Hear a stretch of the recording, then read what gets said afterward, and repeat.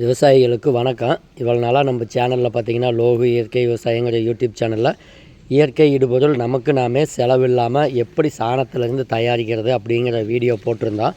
இன்றைக்கி அது நம்ம கொடுத்த காட்டுக்கு பாருங்கள், இந்த கொய்யா மரத்தில் எவ்வளோ பிஞ்சு, எவ்வளோ காய் எவ்வளோ திரைச்சியாக இருக்குது, செடி எவ்வளோ தளன்னு இருக்குது பாருங்கள். இந்த செடின்னு இல்லை, நம்ம மல்லிகைப்பூ செடி, ரோஸ் செடி, சம்மங்கி, கரும்பு, தேக்கு, வாழை, தென்னை, மஞ்சள், அனைத்து விதமான பயிர்களுக்குமே நம்ம இதை கொடுக்கலாம். இதை கொடுக்கும்போது நமக்கு திருச்சியாகவும் கிடைக்கும், நல்ல சத்தான பொருளாகவும் கிடைக்கும். இந்த இயற்கை இடுபொருளாக எப்படி தயாரிக்கிறதுன்னு நம்ம லோகு இயற்கை விவசாயங்கிற யூடியூப் சேனலில் தாங்க போட்டிருக்கோம்.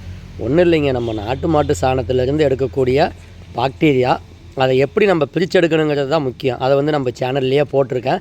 அடுத்தது பார்த்திங்கன்னா ஹியூமிக் மண்ணை நம்ம உப்பு மண், கார மண், அமில மண், இந்த மாதிரி அனைத்து விதமான மண்ணையும் நல்ல மண்ணாக மாற்றி நமக்கு வேறு வளர வச்சு மண்ணில் pH லெவலை மாற்றி கொடுக்கறது. அடுத்தது இந்த எண்ணெய் கரைப்பான் புண்ணாக்கு நம்ம போட்டுக்கிட்டு இருந்தோம்.